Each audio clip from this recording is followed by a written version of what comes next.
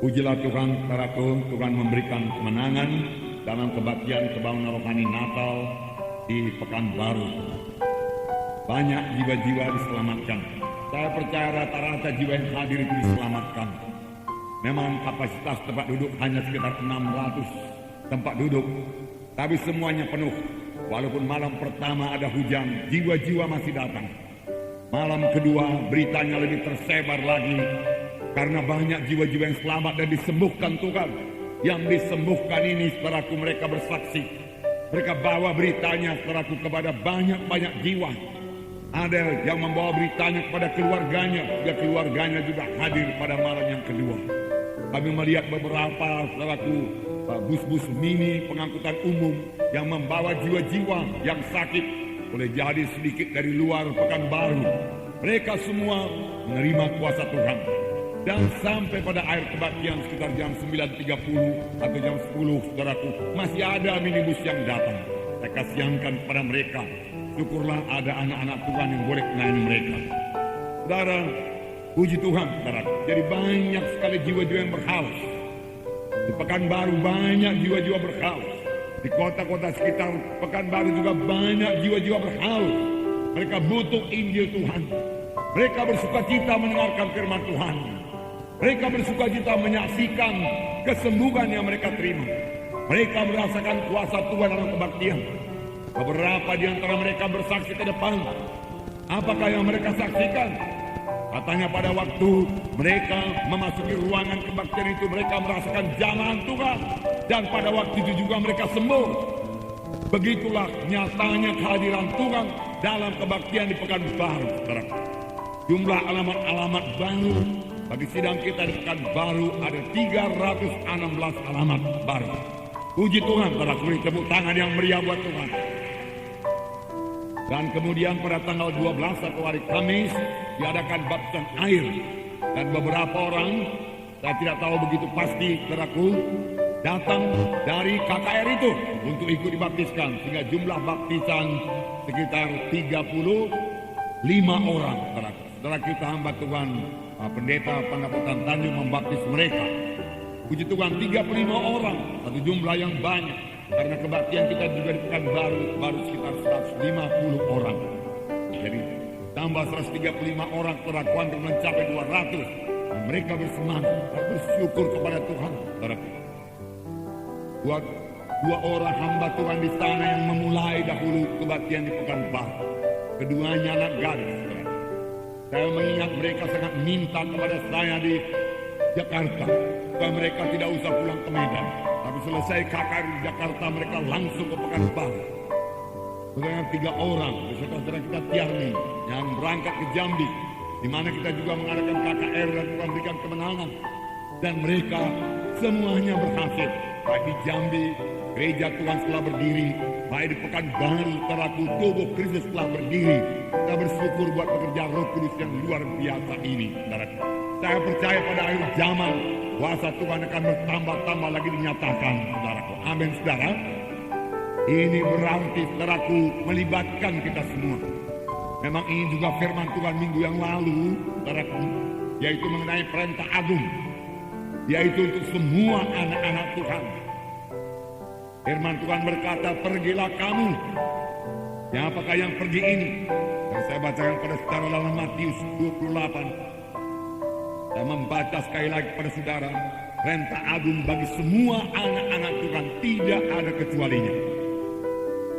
Ayat 19 Matius 28, karena itu pergilah, jadikanlah semua bangsa muridku, dan baptislah mereka dalam nama Bapa dan Anak dan Roh Kudus, dan ajarlah mereka melakukan segala sesuatu yang telah kuperintahkan kepadamu, dan ketahuilah aku menyertai kamu senantiasa sampai kepada akhir zaman.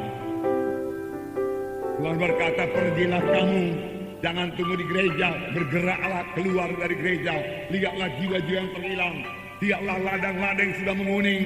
Tuhan Yesus berkata dalam ayat yang lain, sudah masak semuanya, sediakan dituai. Firman Tuhan berkata, bahkan saya mendapat mimpi seratus pulang daripada Pekanbaru, bahwasanya ini mengenai tanah Karo, sudah hamba Tuhan di sana melaporkan. Nah, tanah Karo perlu dituai, dia katakan. Tapi dia katakan jagung-jagung sudah menguning. Dia katakan siap sedia untuk dituai. Boleh jadi mimpi saya kurang rohani, saudaraku, tapi puji Tuhan. Saya yakin saudaraku termasuknya jiwa-jiwa juga sudah laku. Dan dia tambahin lagi satu perkara. Kalau tidak cepat dituai, nanti jagungnya dicuri orang, Pak. Dia katakan. Betul juga. Alkitabiah, saudara. Memang kita perlu pergi. Amin, saudara. Perlu pergi. Sekarang siapa yang pergi, saudara? Apakah penginjil saja yang pergi mengadakan kata atau pendeta yang pergi, atau guru agama yang pergi, atau nabi-nabi, rasul-rasul? Mereka juga pergi, tapi bukan mereka terutama yang pergi. Di luar mereka adalah anggota tubuh Kristus. Masih ada 99% lagi anggota tubuh Kristus yang perlu pergi. Ini yang kurang dilihat oleh gereja. Biarlah kita melihatnya, terlebih kita hidup pada akhir zaman ini. Bahwasanya gereja itu harus menginjil.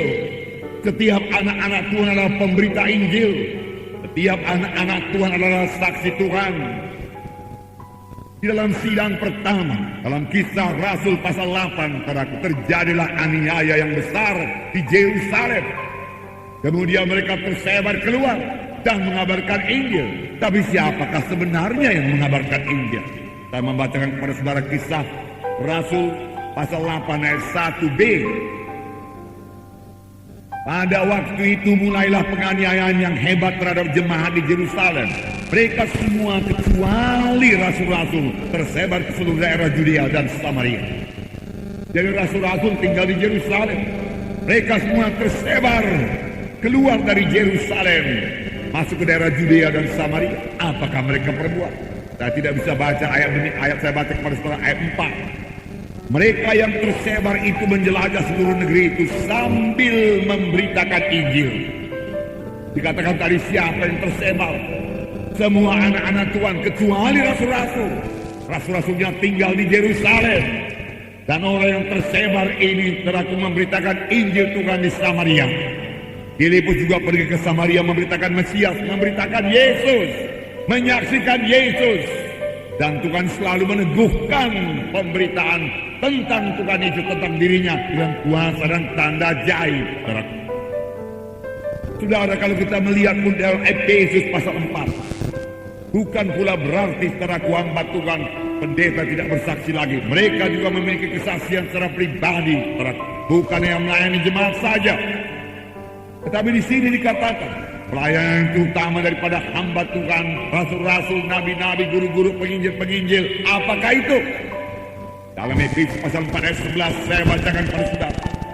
Dan ialah atau Yesuslah yang memberikan baik rasul-rasul maupun nabi-nabi, baik pemberita-pemberita Injil maupun gembala-gembala dan pengajar-pengajar, untuk memperlengkapi orang-orang kudus bagi pekerjaan pelayanan, bagi pembangunan tubuh Kristus.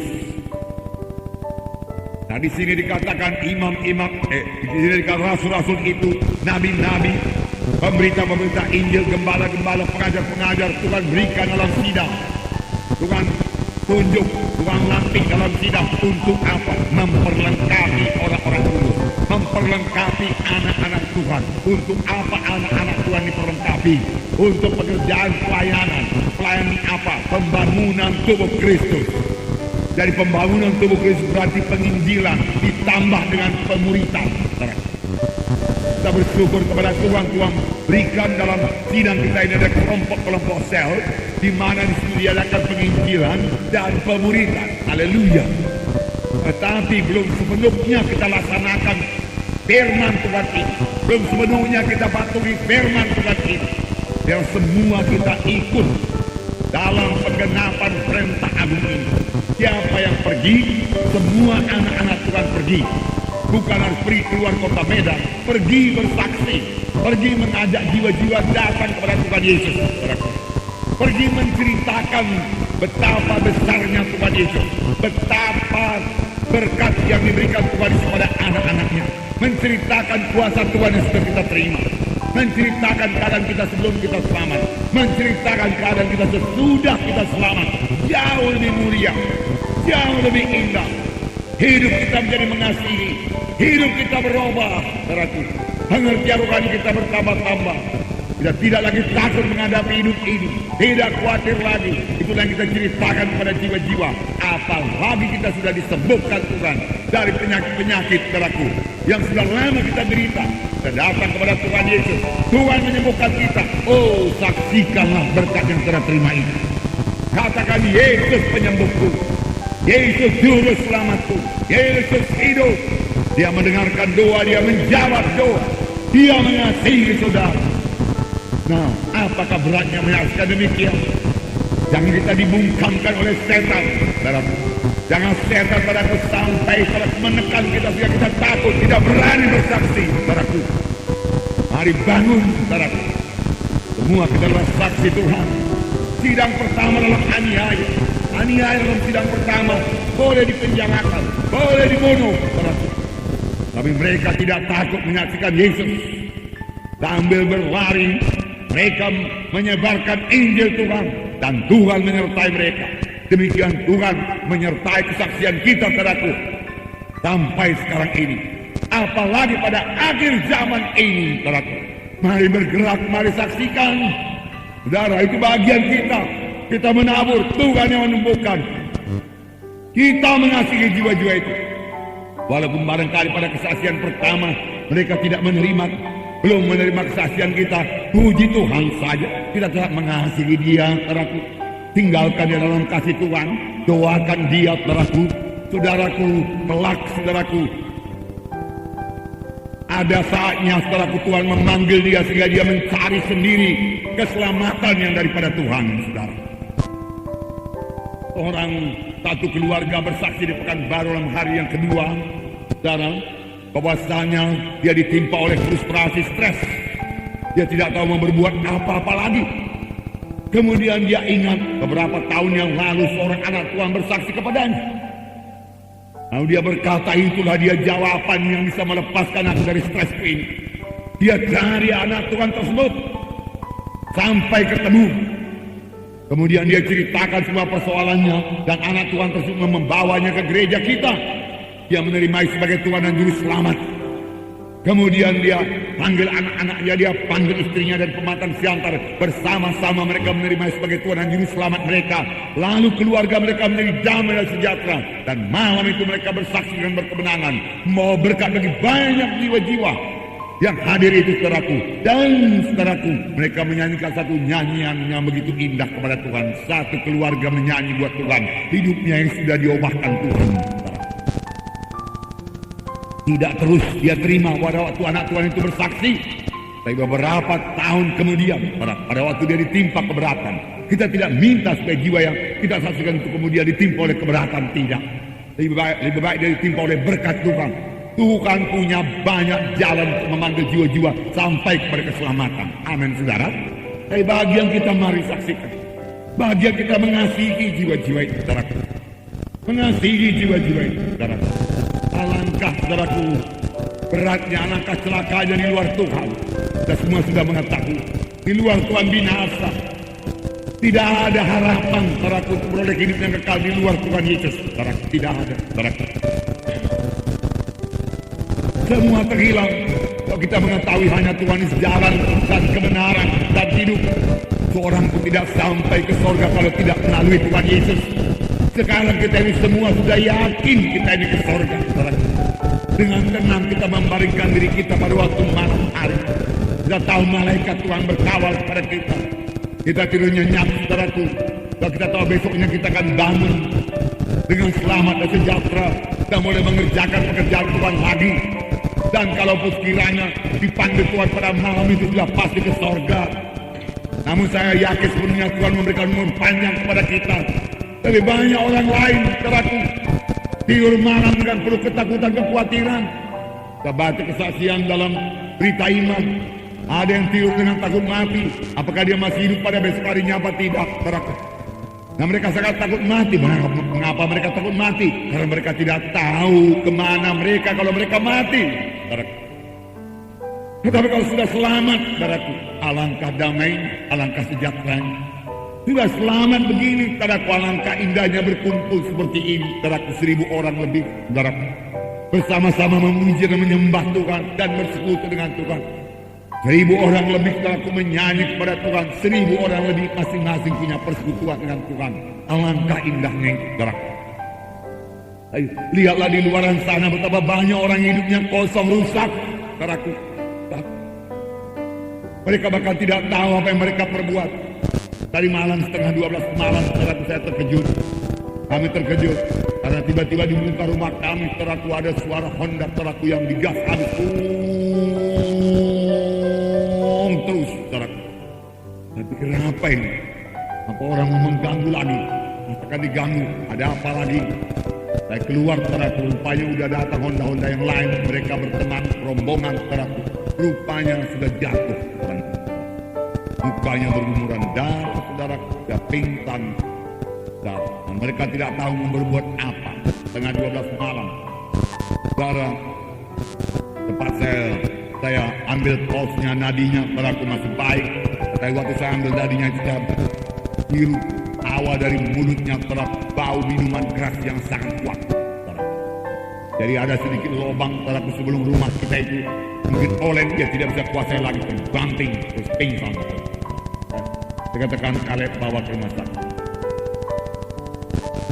Saudaraku, mengapa dia berbuat demikian, saudaraku? Dan teman-teman yang lain juga sama bau minuman keras semua. Cakapnya tidak beraturan, saudaraku. Saudara, saya kasihan kepada mereka. Saya kasihan. Inilah dia hidup di luar Tuhan. Kosong, hampa. Tengah 12 malam masih berkeliaran. Udah jadi hatinya dipenuhkan oleh kejahatan, saudaraku. Sebenarnya kalau hidupnya yang kosong, mereka perlu Injil Tuhan. Tapi saya tidak dapat bersaksi malam itu, saudaraku. Saudara, kami angkat ke mobil, bawa ke rumah sakit, saudaraku. Kemudian kami tidur, saudaraku. Kasihan. Inilah hidup di luar sana, saudaraku. Sebagian kecil tunjukkan Tuhan. Yohanes 3:16 berkata, mereka itu bisa selamat. Dosanya bisa diampuni. Karena firman Tuhan berkata dalam Yohanes 3:16, barang siapa yang percaya kepadanya tidak binasa, mereka beroleh hidup yang kekal. Mereka boleh menerima hidup yang kekal, karena hidup yang kekal sepanjang mereka percaya. Tetapi kemudian persoalannya sama seperti firman Tuhan minggu yang lalu itu, saudaraku. Sama seperti firman Tuhan minggu yang lalu, yaitu, saudaraku, bagaimanakah mereka itu berseru kepada Tuhan kalau mereka belum percaya? Bagaimanakah mereka percaya kalau mereka belum mendengar? Bagaimana mereka mendengar kalau tidak ada yang memberitakan? Alangkah indahnya kedatangan orang yang membawa berita yang baik itu. Alangkah indahnya, Tuhan berkata, anak-anak Tuhan yang bersaksi. Alangkah indahnya anak-anak Tuhan yang menginjil. Alangkah indahnya kedatangan mereka itu. Alangkah indahnya berita mereka itu. Tuhan pasti memberkati. Tuhan pasti menyertai. Karena kitalah alat-alat Tuhan pada akhir zaman ini, saudaraku. Lihatlah ladang-ladang yang sudah menguning pada akhir zaman ini. Waktu tidak akan begitu lama lagi, saudaraku. Dalam Yohanes 4:35, bukankah kamu mengatakan 4 bulan lagi tibalah musim menuai? Tapi aku berkata kepadamu, lihatlah sekelilingmu dan pandanglah ladang-ladang yang sudah menguning dan matang untuk dituai. Ladang-ladang yang sudah menguning dan matang untuk dituai. Dan matang untuk dituai. Ini bisa digenapkan, saudara.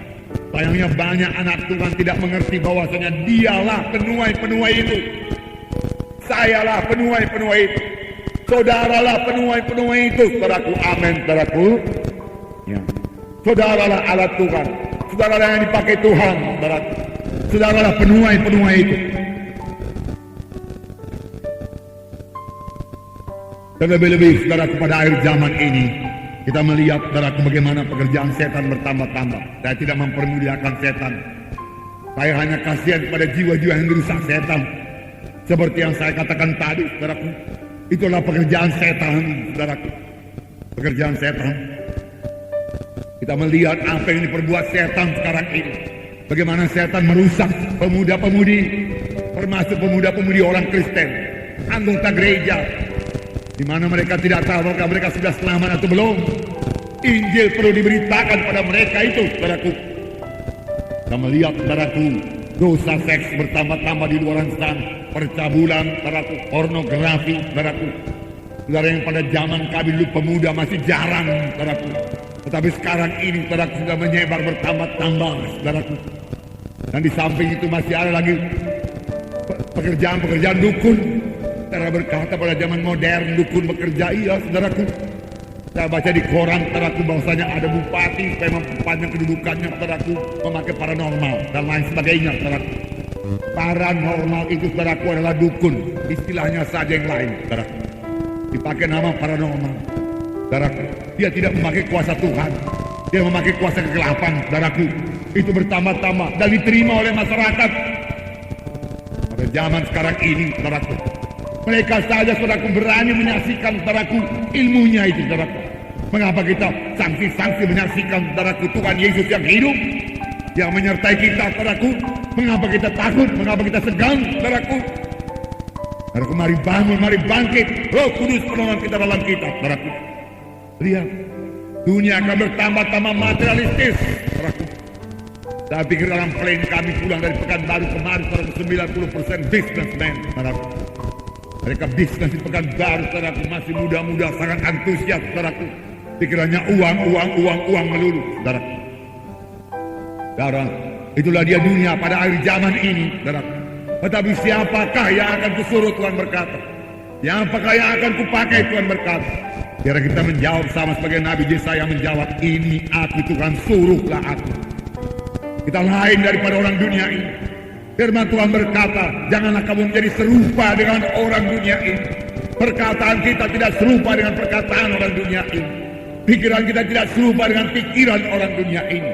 Tujuan hidup kita tidak sama dengan tujuan hidup orang dunia ini. Saudaraku, apa yang kita kejar di dunia ini lain daripada apa yang dikejar oleh orang dunia ini. Mari kita kejar, saudara, kita menyampaikan panggilan Tuhan yang begitu indah dalam hidup kita. Kita mengetahui, saudaraku, hidup di dunia ini hanya sementara saja. Hidup yang kekal sudah menanti kita selama-lamanya. Apakah yang sudah kita simpan buat hidup yang kekal? Berapa banyakkah buah yang sudah kita bawa pada hidup yang kekal, saudaraku? Ada pembukuan yang sangat rapi di sorga dalam hal ini, saudaraku. Berapa banyak berkat yang sudah bawa ke sorga. Saudaraku, saya tidak bisa mengambil berkat, saudara tidak bisa mengambil berkat saya. Masing-masing kita akan memberikan tanggung jawab kita kepada Tuhan, saudara. Akan talenta-talenta yang diberikan Tuhan kepada kita, saudaraku. Saudaraku, biarlah roh Tuhan, saudaraku, menggerakkan hati kita. Saudara, lihat lagi, saudaraku, materialistis dalam dunia ini, cintakan uang, kejahatan bertambah-tambah, pertengkaran bertambah-tambah, perceraian dalam rumah tangga juga bertambah-tambah. Karena roh pengampunan sudah hilang daripada keluarga, saudaraku. Mereka sudah dipenuhkan pikirannya dengan pikiran duniawi ini. Ditambah lagi dengan segala macam-macam TV, saudaraku, majalah-majalah yang memenuhkan pikirannya. Sehingga firman Tuhan tertekan, saudaraku. Firman Tuhan disorong keluar daripadanya. Kosong daripada firman Tuhan. Sudah kosong daripada firman Tuhan. Kosong daripada kasih Tuhan. Kosong daripada kuasa Tuhan. Apa yang bisa kita perbuat, saudaraku? Saudara, mari bangun, mari bangkit, saudaraku. Tolong, termasuk anggota-anggota gereja yang belum yakin dengan keselamatan jiwanya walaupun mereka ke gereja, saudaraku, banyak sekali. Saya katakan kepada saudara yang selamat di Pekanbaru itu, saudaraku, kebanyakan dari anggota gereja yang tidak tahu apakah dosa yang sudah diampuni atau belum, yang tidak tahu kalau dia mati pergi kemana, yang tidak tahu Yesus, yang tidak kenal Yesus. Mereka menyebut nama Yesus tapi tidak kenal Yesus. Saudara, kita sudah kenal Yesus, saudaraku. Saya boleh berkata, Tuhan Yesus juru selamatku, Tuhan Yesus pengampun dosaku, Tuhan Yesus pembaptis dengan roh, haleluya. Tuhan Yesus penyembuhku, haleluya. Tuhan Yesus sumber berkatku, haleluya. Tuhan Yesus sumber kehidupanku, juru selamatku, Tuhan Yesus jalan ke surga dan lain sebagainya. Kalau kita tahu, mari beritakanlah kita, saudaraku. Beritakan Yesus, saudaraku, beritakan Yesus. Dan jatuh cintalah pada Yesus. Amin, saudaraku. Jatuh cintalah pada Yesus, saudaraku. Jatuh cintalah pada Yesus, saudaraku. Sepanjang saudara jatuh cinta pada Tuhan Yesus, enggak ada pekerjaan yang berat, saudaraku. Enggak ada. Kita mau menyenangkan Tuhan Yesus saja dalam hidup kita.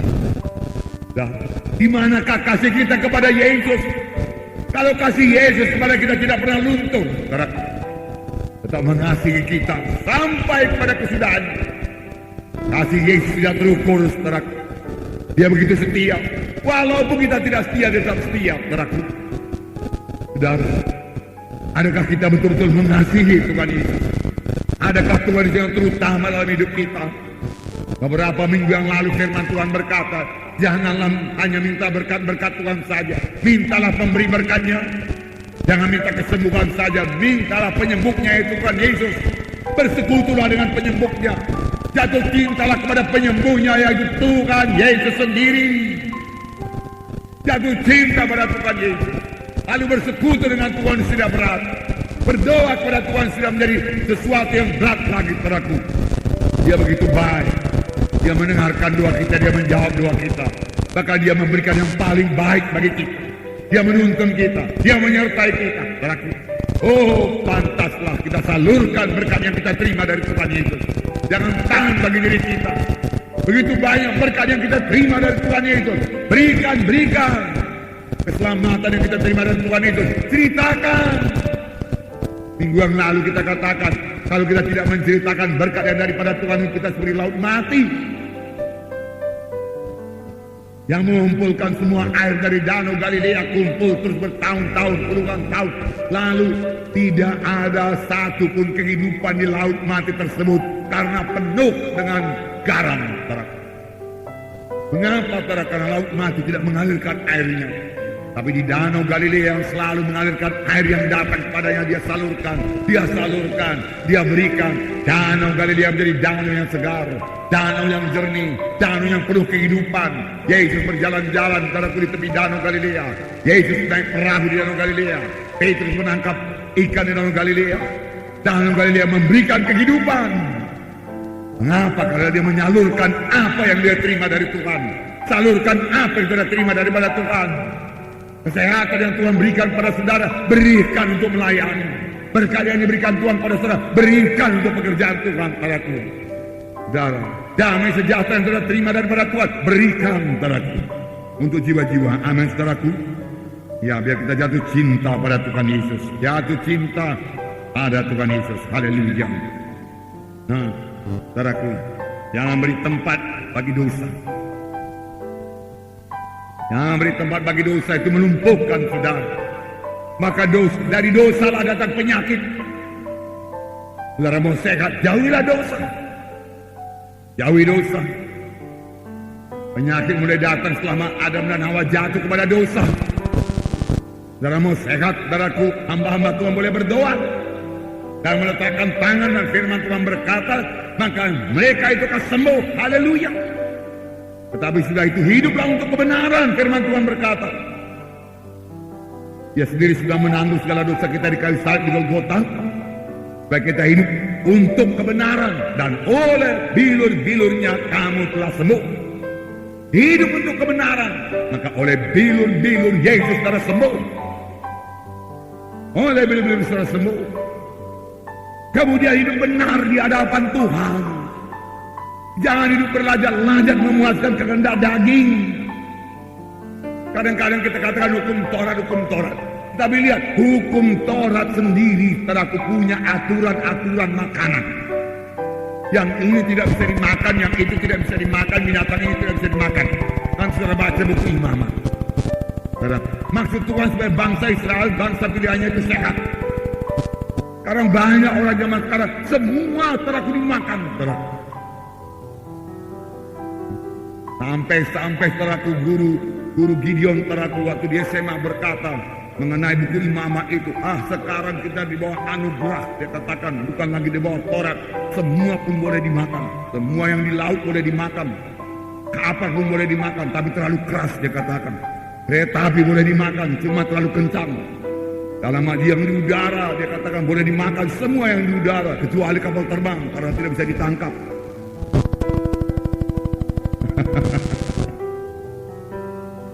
Saudara, kita harus makan dengan teratur. Amin, saudaraku.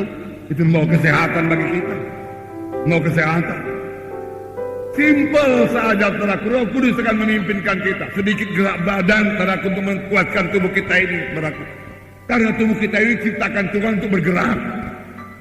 Untuk pergi dia katakan itu bergerak saudaraku. Pergi mengabarkan Injil, bergerak. Pada waktu manusia yang pertama ciptakan Tuhan, kerjakan Taman Eden ini, usahakan Taman Eden. Tuhan berkata, engkau harus bekerja, engkau harus bekerja. Tidur saja sebulan saudaraku, penyakit masih datang. Atau makan berlajak-lajak sebulan saudaraku, darah tinggi datang. Itu sebabnya Tuhan berkata kepada bangsa Israel, engkau harus atur makananmu, dia katakan. Mana juga ambil secukupnya. Jangan rakus engkau, Tuhan berkata. Terlebih sekarang, saudaraku, dalam pimpinan Roh Kudus sudah tahu itu semua, saudaraku. Tapi biar kita menyangkal diri, saudaraku. Memang ada penyakit-penyakit langsung dari setan. Itu sebabnya ada Tuhan perlu bersalut dengan darah Yesus. Amin, saudaraku. Bersalut dengan darah Yesus. Sayangnya, saudaraku, anak Tuhan sudah ada yang bersalut dengan darah Yesus, saudara. Kemudian terlibat dalam kuasa-kuasa kegelapan. Upacara-upacara kegelapan. Itu yang membuka pintu lagi sama setan. Memberikan penyakit, saudaraku. Kalau dia bisa memberikan penyakit pada Ayub, saudaraku, pada kita dia bisa berikan penyakit, saudaraku. Nah, tapi saya bersuka cita dalam Ayub itu dikatakan bahwasanya sepanjang Ayub setia kepada Tuhan, pagar setan mengakui bagaimana aku bisa berbuat celaka pada Ayub. Engkau sebagai pagar, dia katakan, mengelilingi Ayub. Puji Tuhan. Saya suka ini, saudaraku. Panjang kita dalam Tuhan, saudaraku. Tuhan memberikan pagar sekeliling kita dan keluarga kita, saudaraku. Sehingga si jahat tidak bisa menjamah kita. Amin, saudara. Tapi kapan ikut kuasa-kuasa kegelapan, saudaraku, pagar itu, saudaraku. Oh, saudaraku mulai retak-retak, saudaraku, boleh jadi roboh. Dari situlah setan masuk, saudaraku. Jadi setan tidak terlalu hebat, saudaraku. Bahkan dia bisa diusir dalam nama Yesus. Amin. Tapi kita boleh berkemenangan. Sembuh. Kamu dia saksikanlah, saudaraku. Amin. Saksikan kesembuhan saudara. Nah, kalau saudaraku pekerjaan setan bertambah-tambah, satu perkara lagi, saya yakin sepenuhnya, puji Tuhan, apa yang tidak pernah timbul dalam hati manusia, itu yang diberikan Tuhan pada orang yang mengasihi dia. Maka pada akhir zaman ini, urapan Tuhan akan bertambah-tambah, kuasa Tuhan akan bertambah-tambah, tanda ajaib dan mujizat akan bertambah-tambah, jiwa-jiwa akan mengalir dalam sidang Tuhan yang hidup, dan Tuhan akan membangunkan sidangnya menjadi pengantin Kristus. Amin. Pada akhir zaman, sesuatu yang besar akan terjadi, saudara. Pada gereja, Tuhan berikan, saudara, hingga semua anak-anak Tuhan berbuah lebat. Memang Tuhan menghendaki buah. Saya bacakan sekali lagi. Yohanes 15. Ayat minggu yang lewat, saudaraku. Saya bacakan pada saudara. Ayat 5 barangkali. Yohanes 15 ayat 5. Akulah pokok anggur, dan kamulah ranting-rantingnya. Barang siapa tinggal dalam aku dan aku dalam dia, dia berbuah banyak. Sebab di luar aku kamu tidak dapat berbuat apa-apa. Di luar aku kamu tidak dapat berbuat apa-apa. Mari tetap bersekutu dengan Yesus. Mari tetap berdoa bersekutu dengan Yesus. Amin, saudaraku. Mari berdoa sampai kasih Tuhan memenuhkan kita. Amin. Mari berdoa sampai kuasa Tuhan mengalir kepada kita. Amin. Mari berdoa sampai hikmat daripada Tuhan memenuhkan kita. Amin. Jangan asal berdoa saja. Rasakan jamahan Tuhan, rasakan berkat Tuhan, rasakan persekutuan dengan Tuhan. Tangkal diri saudara untuk berdoa, saudaraku. Saudara, tidak ada, saudaraku, salib, saudaraku, tidak ada juga keselamatan, saudaraku. Setiap anak-anak Tuhan harus mengangkat salib, menyangkal diri, sehingga dia bisa berdoa, sehingga dia beroleh kekuatan daripada Tuhan, saudara. Dan kekuatan daripada Tuhan itu mengalir, sehingga dia memberikan buah. Berbuah lebaran supaya yang tetap dalam aku, dia berbuah lebat. Tetap dalam Yesus, tetap dalam persekutuan dengan Yesus.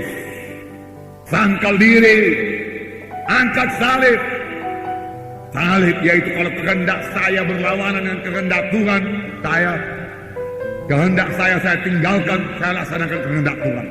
Pada waktu kehendak saudara bersilangan dengan kehendak Tuhan, itu salib, itu silam, saudaraku. bersilangan dan yang tidak sejajar, tidak sejalan, maka laksanakanlah kehendak Tuhan, sangkal kehendak dari saudara. Amin, saudara. Setelah dia salib, saudara. Nah, puji Tuhan. Jadi kita semua ikut dalam pengenapan perintah agung. Kenapa, saudara? Karena Tuhan tidak memakai malaikat. Dalam Kisah Rasul 10 ayat 1, saya bacakan pada saudara. Tuhan tidak memakai malaikat. Malaikat sudah datang ke rumah Kornelius.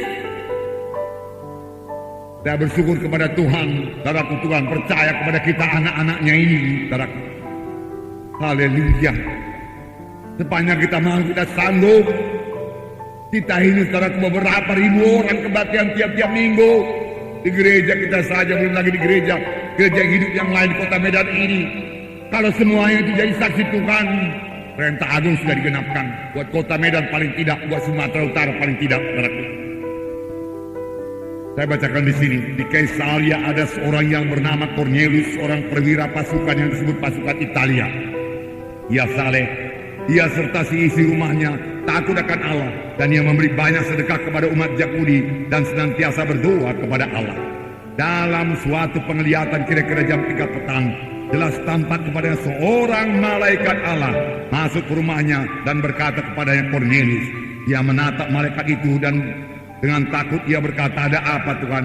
Jawab malaikat itu, semua doamu dan sedekahmu telah naik ke hadirat Allah, dan Allah mengingat engkau. Puji Tuhan. Nah, di Kaisaria ada seorang bernama Cornelius, bukan orang Yahudi. Dia berdoa, dia saleh, takut akan Allah, tapi belum selamat. Kasihan orang yang seperti ini. Sekarang juga banyak orang yang seperti ini. Kasihan. Tiba-tiba datang malaikat kepadanya. Hai malaikat tidak mengabarkan Injil. Malaikat hanya berkata, panggillah orang yang bernama Petrus. Dia akan membawa berita. Dialah yang memberitakan Injil kepadamu, bukan aku yang memberitakan Injil kepadamu. Maka engkau akan selamat, engkau dari sisi rumahmu. Segera Cornelius memanggil Petrus, dan Petrus datang. Kemudian Petrus berkhotbah tentang Yesus. Pada waktu Roh Kudus turun, lalu mereka semua penuh dengan Roh Kudus. Cornelius penuh dengan Roh Kudus, keluarganya penuh dengan Roh Kudus, sahabat-sahabatnya penuh dengan Roh Kudus. Lalu mereka dibaptiskan. Saudaraku, pada saat itu juga, setelah Petrus datang, setelah Petrus menginjil, saudaraku, sekiranya Tuhan bisa memakai malaikat, saudaraku, selentar dunia ini sudah siap diinjili.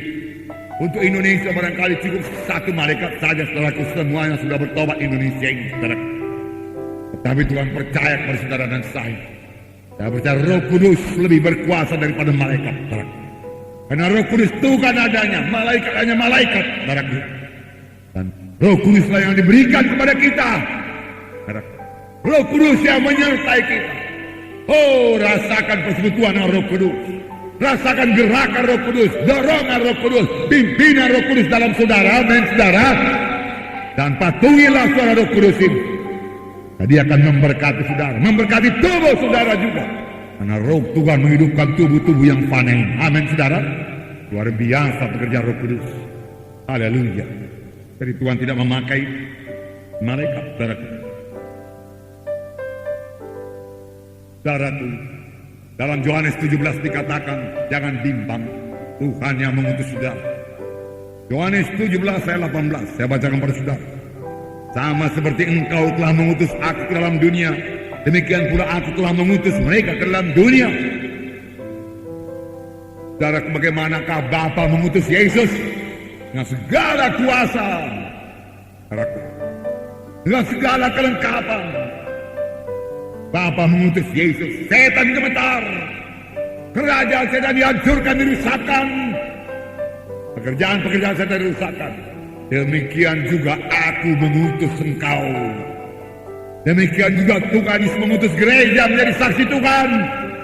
Pergilah kabarkan Injilku.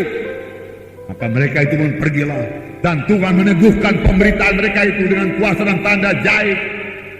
Tapi bagaimanakah Yesus dia datang ke dunia ini? Bagaimanakah hati Yesus, maksud saya?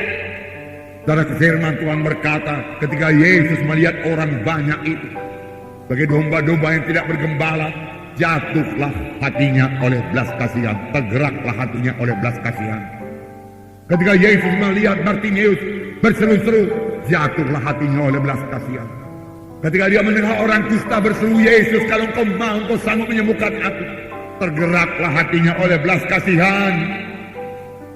Inilah dia hati Yesus yang perlu kita miliki. Amin, saudara. Jangan biarkan hati kita ini dijejali oleh segala kebencian, oleh roh yang tidak mengampunkan, oleh salah si anu, oleh salah si ini tidak rohani, ini munafik. Saudaraku, segala macam kita ketahui semuanya, saudaraku. Yang perlu, saudaraku, penuhi hati saudara dengan kasih Tuhan, lalu bergerak dalam kasih tersebut, penuh dengan pengampunan, saudaraku. Amin, saudara. Hingga saudara menjadi saksi yang diurapi Tuhan, saksi yang dipakai Tuhan, saudara. Nah, jadi jangan tunggu-tunggu lagi penglihatan dari Tuhan. Oh Tuhan, kalau Kau mau mengutus saya bersaksi Tuhan kepada tetangga sebelah saya atau kepada kawan saya di sekolah, Tuhan beri saya penglihatan, beri saya mendengar suara dan lain sebagainya. Tidak, firman Tuhan cukup, saudaraku, berkata, sama sebagaimana Bapa mengutus aku mengutus engkau ke dalam dunia ini. Firman Tuhan berkata. Sekali Yesus bertanya, saudaraku, siapakah yang akan kuutus? Dan saudaraku, Yesaya menyambut dalam Yesaya pasal 6 ayat 8 dikatakan, Yesaya sungguh-sungguh menyambut. Dia katakan dengan tegas, ini aku Tuhan, suruhlah aku. Satu jawaban yang gagah perkasa di hadapan Tuhan. Lalu aku mendengar ayat 8 Yesaya 6. Lalu aku mendengar suara Tuhan berkata, siapakah yang akan kuutus dan siapakah yang mau pergi untuk aku? Maka sahutku, ini aku, utuslah aku. Ini aku, utuslah aku. Inilah aku, utuslah aku. Aku siap sedia pergi Tuhan. Aku siap sedia menginjil Tuhan. Ini aku Tuhan, sudah Engkau selamatkan Tuhan. Ini aku Tuhan, sudah beroleh hidup yang kekal Tuhan. Oh, luar biasa hidup yang kekal Tuhan. Ini aku, sudah Engkau sembuhkan Tuhan. Seharusnya aku mati Tuhan. Suruh aku Tuhan. Aku mau melaksanakan kehendak-Mu Tuhan. Ini aku Tuhan, sudah Engkau ubahkan Tuhan. Hatiku telah menjadi baru. Aku telah menjadi kejadian yang baru. Suruh aku Tuhan. Aku mau bergerak Tuhan. Aku mau pergi kemana Engkau suka Tuhan. Kehendak-Mu jadi Tuhan. Haleluya. Haleluya, saudaraku. Demikian seharusnya saudaraku jawab anak-anak Tuhan. Ini aku, suruhlah aku. Jadilah saksi yang setia. Yesus saksi yang setia. Setia, saudaraku, artinya tidak mundur. Artinya stabil terus, saudaraku. Kalau ada halangan, saudaraku, dia tidak mau mundur. Wahyu 3 ayat 14. Dan tuliskanlah kepada malaikat jemaat di Laodikia, inilah firman dari Amin, saksi yang benar. Maaf, saya ulangi.